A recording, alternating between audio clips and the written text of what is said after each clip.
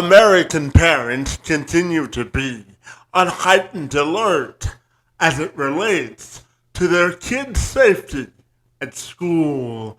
According to an August report published right before the start of the most recent school year by Gallup News, it found that 38% of parents stay steadfastly committed to the notion that their kids are not safe at school, and their chief worry amongst them is whether or not they'll come home safe.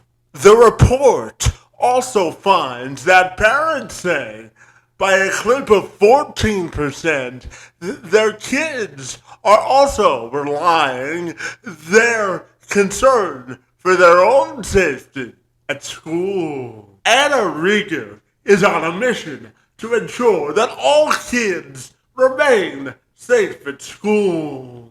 She's a fierce champion for women, children, and community. She's a believer in hard work, and with dedication to your craft, anything is possible. She's a wife, a mother of 6, both of her own and stepchildren, and a successful business owner. Anna is the founder of FlipLock, along with her husband John. FlipLock is a safety device which started as a way to protect children in event of a shooting or a threat of a shooting at school. It's now evolved to go far beyond the classroom and to protect people in their homes, dorm rooms, offices, and beyond. Because Reger says that everyone deserves to know their loved ones are safe no matter where they are.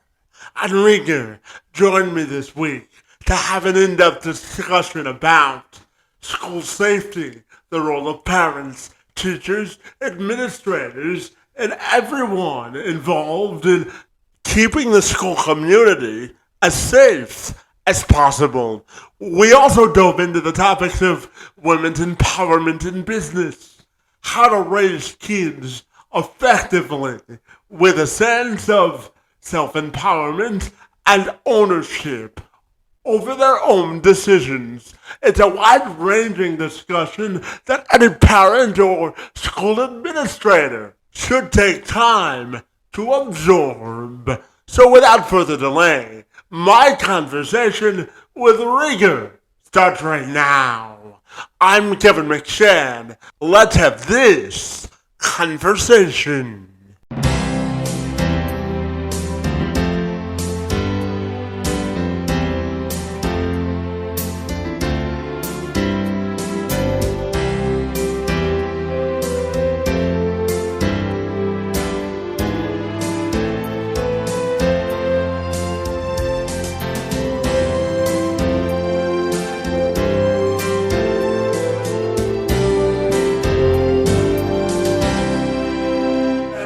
Well, Anna, if you're ready, I'll take a moment to welcome you to the program, and I'm super excited to learn about your family life, your time in business, and everything in between. Happy Friday to you, so let's have some fun, shall we? Absolutely. You know, Anna, I know, as I mentioned before we started recording, you're the mother of 6 kids in terms of having children yourself and stepchildren, and you're a businesswoman with tenacity. So tell me about your life and what makes you so fabulous.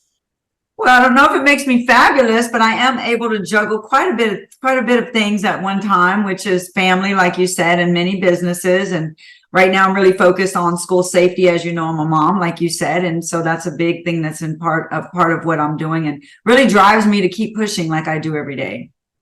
Yeah, absolutely. So when we look at the term tenacity, Anna, I'm fascinated. What does that term mean to you as a female business owner specifically?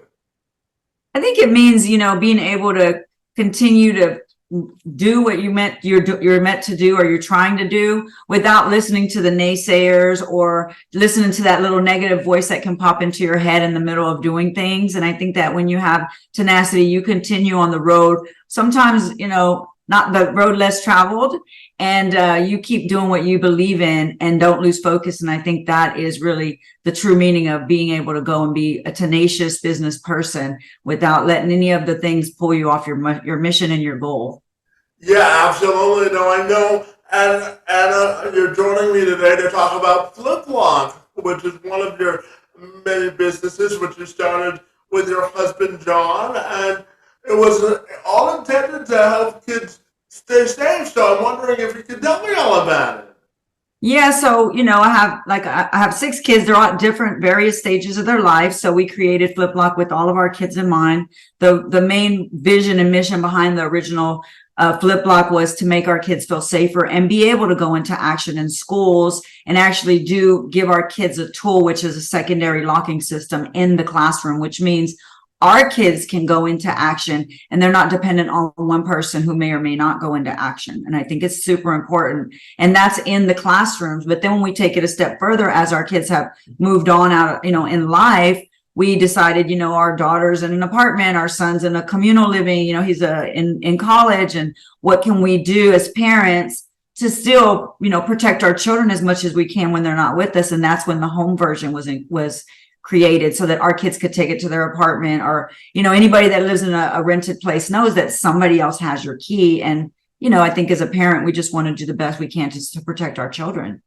Yeah, absolutely. So tell me the impact that FlipLock has had across the country for the people that have been using this great invention. Tell me about the impact. So it's been super impactful in the way that I think it gives children peace of mind in schools. I never had to go to school worrying about if somebody was going to come in to do harm. And so our children are thinking about this the moment they get into the school building. What am I going to do if somebody comes into my classroom? So when they go into a classroom and they see something like FlipLock, it's big, it's red, it's an emergency use device. They can see it anywhere on the door. It's already there. If something happens, they go, oh, I know exactly what I'm going to do. With or without my teacher being in the classroom, they all can immediately go into action. And even if they're not in their classroom, they know that every door that they can get it behind will be able to be secured and buy them more time to let, first responders get there to help them. Yeah, absolutely. And tell me the reaction from parents in the community that you've introduced this product to. What are the adults saying about it as well? The parents absolutely love it. As a matter of fact, I have a mom out of Round Rock, Texas, that just sent me a video she made, and she's getting ready to post it next week. She did a video because she was so livid that she found out her children protocol was to stack desk against the door. And she wants to donate some of her funds from her company. She's a real estate agent, to buy FlipLocks for her children's school to be able to put them in and donate to the school because she's that concerned about her children's safety. Well, that must make you feel empowered that you've created such a wonderful invention, doesn't it? Absolutely, because I truly believe that it can save lives. But really, the main thing is it can bring down anxiety and stress and tension that we have in these classrooms that we never had before. But now the kids know they feel safer, they can do something, they actually can go into action. And that's important for children to know. And no matter if they're 5 years old or older, they want to feel safe. And as a mom dropping my kid off to school, I want to know that my daughter has a way to go into action to protect herself as well. Yeah, absolutely. Now, Anna, you may or may not know this, but October is National Disability Employment Awareness Month. And, I was born with a cerebral palsy, Anna, and I found out at the age of 9 that I wouldn't be able to walk without assistance because of my CP. So I'm curious, when you think about workplace inclusion, Anna, how important do you think it is that we celebrate National Disability Employment Awareness Month, and the importance of infusing folks with disabilities into the workforce? How important do you think that is? I think that's super important. And that's something that when we created Flip Lock was something I put in mind because as you may or may not know, when I was younger, I took care of special needs kids with cerebral palsy, tracheotomies, whatever that is. My father was legally blind. So I understand what it is to have some type of disability that, you want to feel included. And I think every person should be included no matter what their ability or not ability is, because I truly believe with Flip Lock, like I said, I put in it so that anybody in the classroom can go into action, even someone in a wheelchair. I think having that tool that you feel that same peace of mind and you can actually do something is important to me. And for me, I think that every person deserves to be included in everything. I don't think that anybody should hire somebody or not hire somebody based on their abilities. As far as physical abilities, I think, if they can do the job, they should absolutely be hired. Yeah, absolutely. And tell me, what do you think it means to empower children to take control of their own futures? What do you think it means to empower our kids today?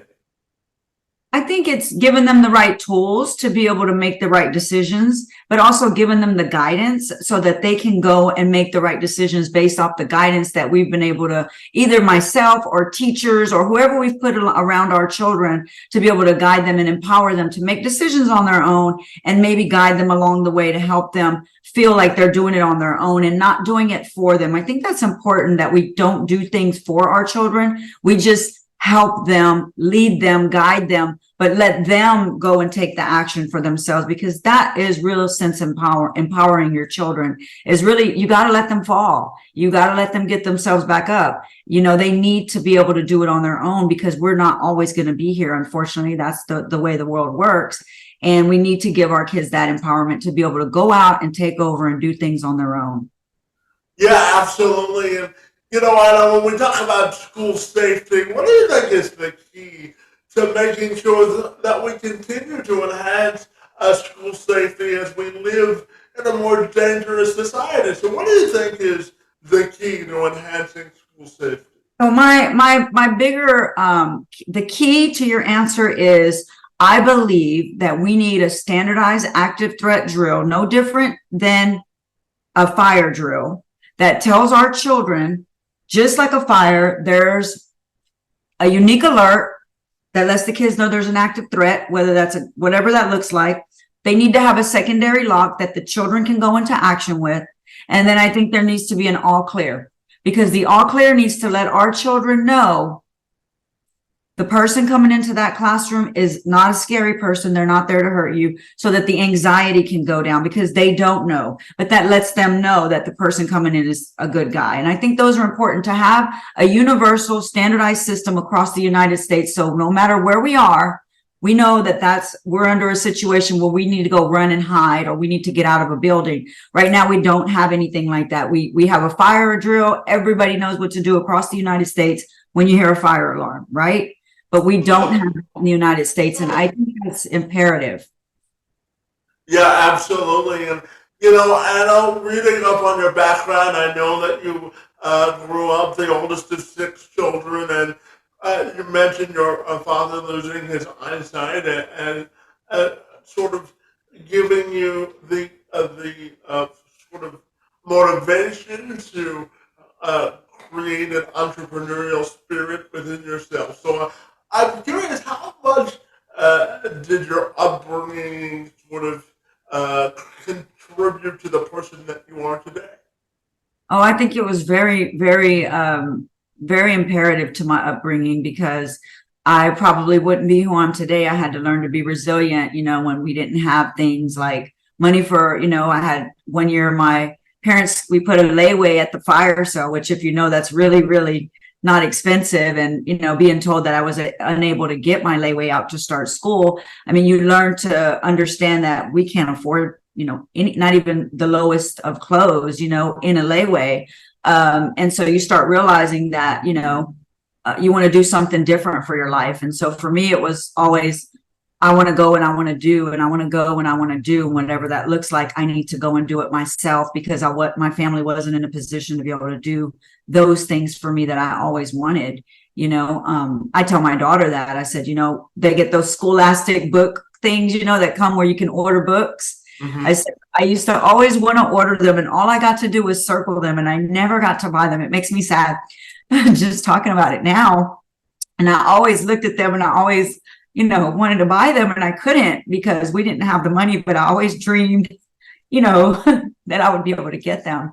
But just to come from that and to go out into the world and just go, you know what, I don't ever want to have that feeling again. And I will work and I will do whatever I have to do to get myself out of this situation. And that's exactly what I did. Yeah, absolutely. And, I wanted to also talk to you about pay equity for women in business. And what do you think we need to do to close the gap? So women really know their value both in the workforce, but also in the bank account as well. What do you think is the key to giving women pay equity and equality in business? Well, I think that for me, what I've seen, not all the time, but a lot of the times, is that women don't speak up. They need to know that they are valuable and be willing to take that risk to ask for what you want. Because most of the time when you get up and you ask for what you want, the people that you've worked with and that are around you will support you because you do bring a big value. And maybe we undervalue as a woman ourselves, even, me as myself, going into meetings, sometimes I used to have that. I don't know if I'm good enough or I'm not smart enough. Everybody else has a bigger degree to me or whatever that looks like for you. But at the end of the day, you're there, you have a value, and you have to speak up for yourself. You are your best advocate.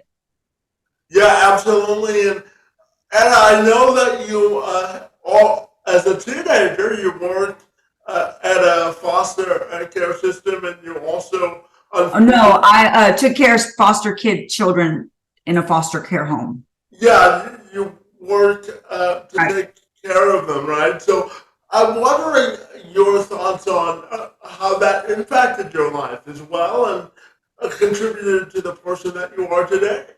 It absolutely impacted my life. And I'm so grateful that I had that opportunity because it made me, even though I came from so humble beginnings, I mean, when I went there, I loved the children, and just knowing that, I'm really truly blessed. No matter what I had, to be honest, I was blessed in what I had. I was healthy. I could go in and take care of these children that didn't have the same abilities as myself.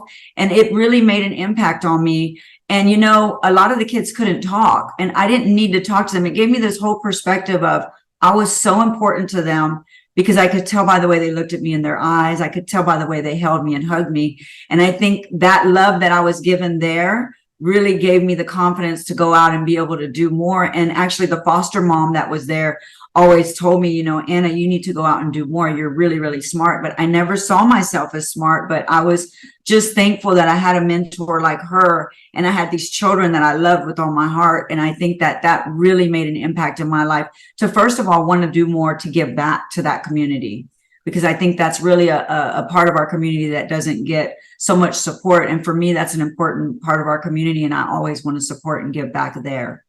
Yeah, absolutely. And tell me, how do you define humility, and what does that word mean to you? Because I know that you're a very humble person, and it's important for you to be present in life. So tell me, what does the word humility mean to you, and how do you use it to sort of guide your life today? Well, I think I always remember where I came from. And I think that, if you read my story, I almost died. They read me my last rites in my car accident. And, in that moment, it gave me this sense of, I am just so grateful to be here on this earth. And nothing I had with me was important, right? When I woke up, I always say I looked to my left and I looked to my right, and nobody was coming with me. And guess what? When I looked down, they had cut everything off of me. I was in a sheet. Nothing was coming with me. So I think that really showed me what was really important in life. And that's really about, how do you make people feel? What are you going to leave behind really that's going to make an impact and people are going to remember you for? So it's important to me to always be nice. If I see people, I always try to smile and try to brighten their day, whoever that is. And I think that really gave me the sense of being humble and remembering no matter what I have in life, it could be gone tomorrow. My life could be gone tomorrow, but what did I leave behind? And did I leave things behind better than I found them? And that's really what I try to do. And Anna, I'm fascinated for you. What's the best part about being a mother? What's the best part about being mom for you? The best part of being a mom, my gosh, there's a lot. But I think the best part of being a mom is, I mean, it's this love that you just cannot imagine. I mean, when I had my daughter, I didn't even want to go in the car with her because it was like my heart was outside of my body and I couldn't protect it all the time, right? So it's just watching her grow, being able to mentor and have this relationship with her and be able to nurture her and yes, and I'm very thankful that I'm able to do more for her than I had in my life, but just trying to help her be a good human. I think being a mother and trying to grow another good human that's going to do well and leave an impact in the world that has nothing to do with what she has, and she's very much on that path.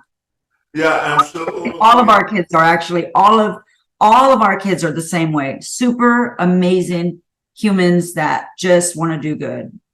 Yeah, absolutely. So if any young entrepreneur may be watching this and wants to take a similar path that you did, what do you think would be your piece of advice to them about, having a sense of ambition and drive in business? Because I know you're a very ambitious person. So what would you tell them? I would tell them, I think that they should find what their niche is. Really, you need to find what is it that you're good at. You can't expect somebody to come in because there are experts and experts are great, but sometimes experts will expertly take your money and not give you the vision that you actually had in your mind. So I think you really need to know your business inside out. You cannot expect somebody else come in and be the expert and train you. You need to know it from the ground up. And as soon as you know that, then you need to start looking at your numbers. Is this business a viable business? And I think those are two big starting points to look at before anybody goes into a business.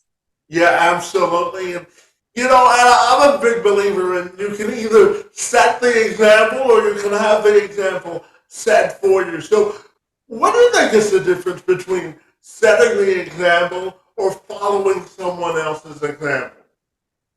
I think the big difference is what you're going to get out of it, right? So you're following somebody else's footsteps, but that may or may not be your path.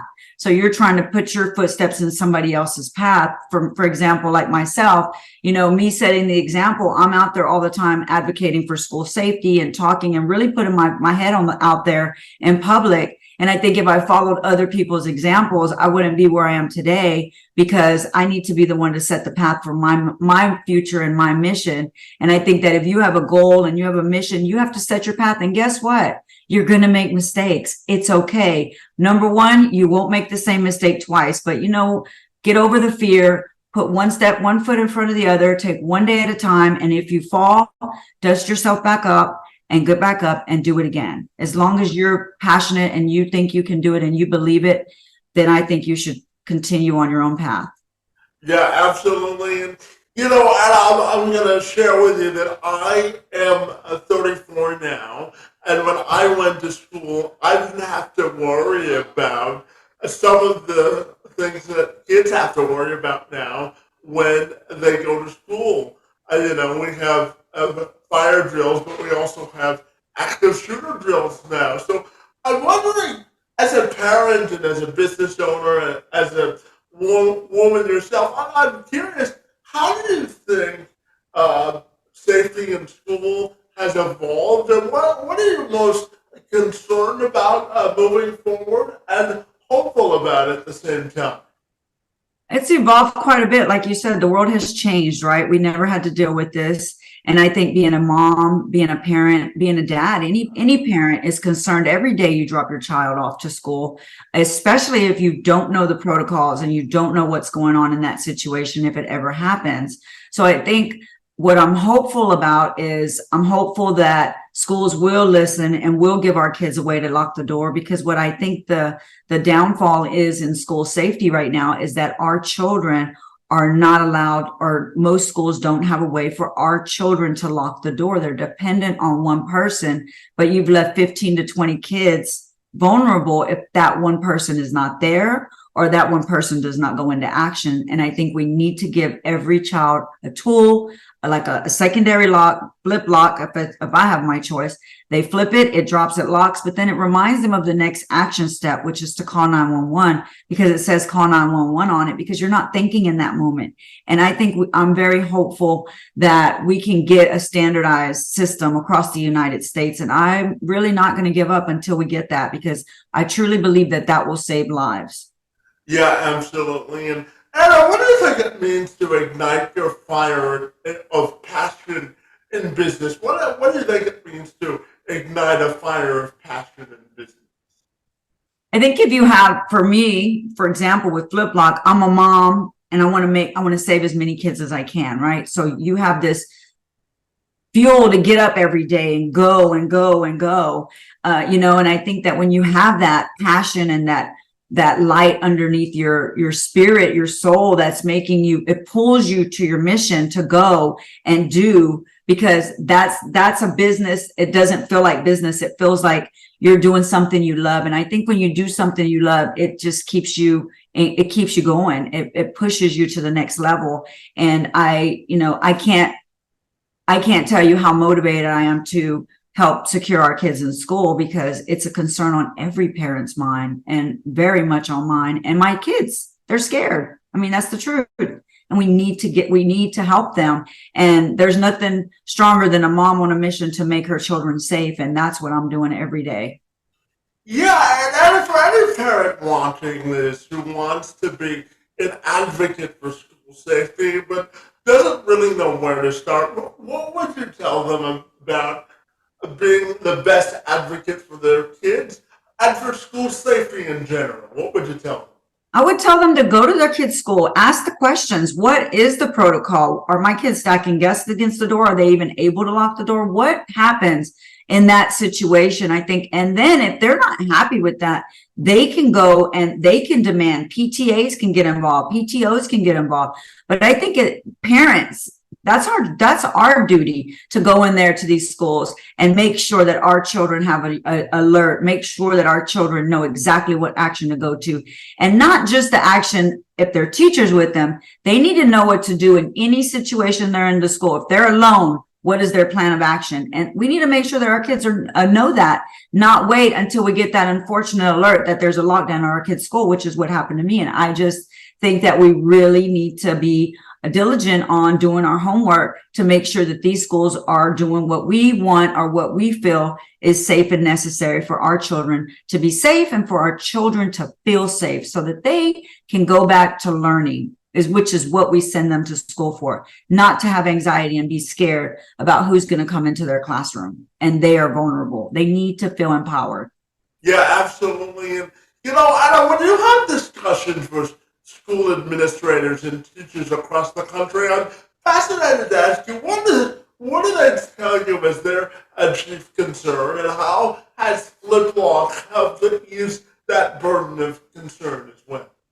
Well, they're very concerned about someone coming into the school. And actually one of the schools here in Houston had somebody come in through their school, and they were so concerned about not being able to lock the doors and not being able to find whatever it was they were going to use to lock the door in that emergency. So what putting a secondary lock in the classroom did was it gave all the kids the peace of mind of knowing they could do it. And then the teachers just felt so much less pressure, because they knew that even if something were happening to them, their kids could lock the door. Because I say, I want to protect my kids, but the truth is, it doesn't matter if it's your kid or anybody else's kid. They're all our children, and we want to protect them. It's just what we do. Yeah, absolutely. And, I asked you earlier about pay equity and equality for women, but I also wanted to ask you about overall empowerment and really giving women a sense of leadership and a psychological safety in the workplace. So what do you think it'll take to empower more women in positions of leadership in the workplace? Well, I think that, if we could get a lot of, the men and the women to really work together to empower each other, it would really help break the divide. Because, I don't think that men mean or anybody means to not have the equal pay and equal things like that. But men are really the ones that will speak up more than most women. But I think that if the women get together and the men get together, that it would really be able to find a balance that everybody can agree to, because the truth is women work just as hard as men do, and the men are just as they love to be supported by the female co-workers, and the women love to be supported by the men co-workers. And I think that it should just be something that, and I believe that it's going to come around. Women are going to be a lot of women are getting equal pay or close to it, and I think a lot of it is just women really saying, hey, this is my value.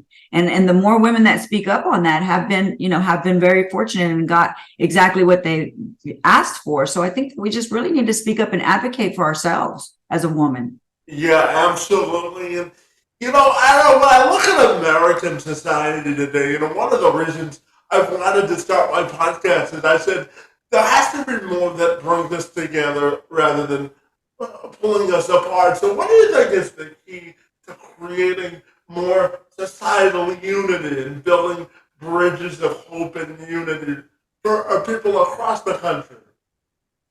Well, I think everybody, truthfully, we can agree to disagree. We don't have to all like the same color. We don't all have to like the same shoe. We don't all have to like the same. If my favorite color is purple, your favorite color is blue, we should find common ground. Like you said in the beginning of the podcast, we all have a common ground. We're all human. We all want to do good for the most part. We all have common threads that can bring us together. And if we could find ways to not just focus on the one thing that we don't agree on, I promise you there's 10 other things that we do agree on. And that is really how we can bring the country and the whole world together, really. Yeah. And since you're a member of a blended family, I'm curious to ask you, what do you think the keys are to success are for having a successful blended family unit? I think communication is key, to really listen to what everybody needs so that everybody can meet in the middle and find a happy ground, right? We're not going to always get what we want, but I think if we look at things like, for example, with the children, we try to come to the middle and make a decision that is best for them, but also include them in every decision or as many decisions as we can, because I think that, our children now are super smart and they want to be involved in conversations. And that really helps with the communication as a stepmom, to try to listen to the children and find out what it is, what do they really need? And is this, what we can do, what can we do to meet them in the middle to make them happy? And also where it's helping to empower them, like you said earlier, to make their own decisions. And how can we do that as a regular family or a blended family? I think communication is the biggest key. And I think really listening is probably the bigger deal, because I just learned that skill. And I've been so fortunate. I have a business coach, a life coach, Gigi Sage, and she's been so instrumental in helping me see things in such a different light that, I would have never seen before, because I didn't listen as much. I'd listen and I would just talk, but now I really sit and I let the kids talk and I give them their space to really say what it is on their mind. And I think that's really important, to give them the platform to speak. Yeah, absolutely. And, going back to school safety for just a moment before I ask you my final two questions, I'm curious to ask you about the role of administrators or school administrators who are in positions of power or authority making decisions about school safety. What would you tell them about the importance of being present in the community and the importance of listening as well? I would tell them it's super important to be able to have teacher retention, because it's not just about the children, right? We have teachers and administrators there, and that it's important for them to listen to the needs and wants of the students, the parents, and the teachers, because that's how we keep a cohesive learning environment. And that's the way we can help everyone learn in an environment that's empowered. Everyone is empowered to feel safe and to feel heard. Everybody wants to be a part of the conversation. And I think we can listen to those things. And like I said, even with my family, we meet in the middle and we find an action plan that works for everyone, but truthfully giving them simple tool to lock the door. That's, a way for everybody to lock the door, secondary lock. I think that's where we start. Yeah, absolutely. And, and I also wanted to talk to you about mental health in schools. I don't live that far away from where the Oxford school shooting happened in Michigan. So I'm curious to ask you about uh, mental health in schools and the need to help people or schools or parents or the school-based community deal with the mental health challenges in our educational system as well. Well, I think that's where we have a huge deficit. I truly believe that if we could get mental health and we could really get people in there that could counsel the children. Most children can't afford that, but they're scared. They're dealing with a lot of things that many of us are not, and they need support at school more now than ever. And I think if we could really do something with our children by giving them more mental health support, more resources, that I think we could curb a lot of this, and hopefully we won't need systems and things like flip lock or anything else for that matter. But the truth is we're lacking very much there in mental health for our children in schools. Yeah, absolutely. And I wanted to end on a positive note. So I'm curious, what brings you the most joy in life? And when you look at your own personal and professional legacy, how do you want that to be defined? How do I want my life to be defined? Your legacy, yeah, your life legacy. How do you want your legacy to be defined? I think what brings me joy is just having time with my family and actually trying to do good in the world, trying to make a difference. What I want my legacy to be is that I was somebody that came in, made my own path and made my own way with the help of support of many other people that are going to be helping me along, that have helped me along the way. And that I made a difference in people's lives, no matter whatever person I met, that I had a positive impact on their life. I think that would really be something that I would want to be known for. Yeah, absolutely. And finally, Anna, tell me what's next for Flip Lock and your business ambition. And if people want to get connected with you, what's the best way they can do that?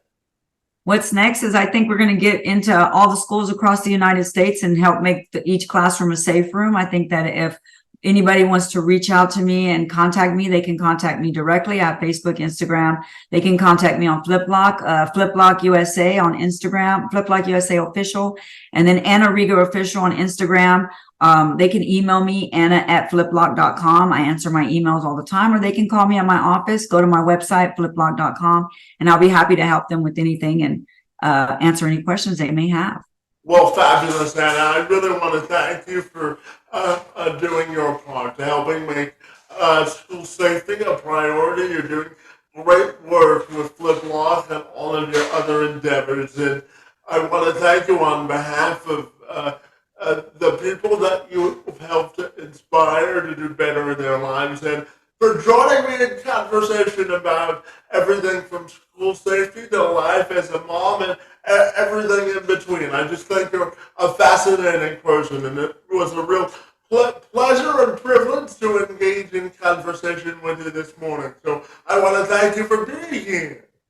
Thank you so much for having me. And I'm very honored to be on your show. And thank you again for having me. And I appreciate it. And I look forward to us connecting again, I hope.